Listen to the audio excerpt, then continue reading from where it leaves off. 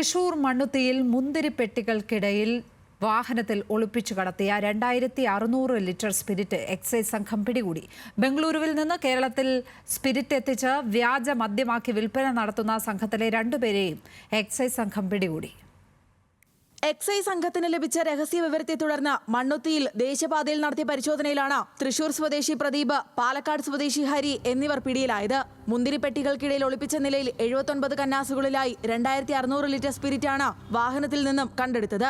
രാത്രി മുഴുവൻ ദേശീയപാതയോരത്ത് കാത്തുനിന്ന Chalakudy Thrissur range excise ഉദ്യോഗസ്ഥർ വിവിധ സംഘങ്ങളായാണ് പരിശോധന നടത്തിയത്.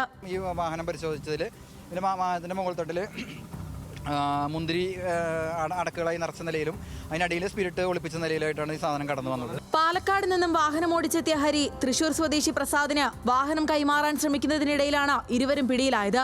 ഒപ്പമുണ്ടായിരുന്ന മറ്റൊരാൾ രക്ഷപ്പെട്ടതായും ഇയാൾക്കായി അന്വേഷണം ഊർജിതമാക്കിയിട്ടുണ്ടെന്നും ഉദ്യോഗസ്ഥർ അറിയിച്ചു. ലോറി ഓടിച്ചു വന്ന ആള് പാലക്കാട് കണ്ണന്നൂർ സ്വദേശിയായിട്ടുള്ള ഹരി എന്ന ആളാണ്. അയാൾ നേരത്തെ കേസിൽ പ്രതിയാണ്. അതോടൊപ്പം തന്നെ ഈ വാഹനം വാങ്ങുന്നതിന് വേണ്ടി വന്നിട്ടുള്ള പഴുവിൻ സ്വദേശിയായിട്ടുള്ള പ്രദീപ് എന്നയാളും മുൻപ് കേസിൽ പ്രതിയായിട്ടുള്ള ആളാണ്. വാഹനം നമ്മളെ വെട്ടിച്ച് കടന്ന അയാളെക്കുറിച്ചും നമുക്ക് വിവരം ലഭിച്ചിട്ടുണ്ട്. അയാളും മുൻ സ്പിരിറ്റ് കടത്ത് കേസിലെ പ്രതി തന്നെയാണെന്നാണ് നമുക്ക് മനസ്സിലാക്കാൻ കഴിഞ്ഞിട്ടുള്ളത്. കസ്റ്റഡിയിലെടുത്ത പ്രതികളെ പോലീസുമായി ചേർന്ന് ചോദ്യം ചെയ്യാനാണ് എക്സൈസ് സംഘത്തിന്റെ തീരുമാനം. എവിടേക്കാണ് സ്പിരിറ്റ് കൊണ്ടുവന്നതെന്നും എവിടെ വെച്ചാണ് വ്യാജമദ്യം നിർമ്മിക്കുന്നതെന്നും കൂടുതൽ ചോദ്യം ചെയ്യലിൽ വ്യക്തമാകുമെന്നും ഉദ്യോഗസ്ഥർ വ്യക്തമാക്കി. ന്യൂസ് മലയാളം, തൃശൂർ.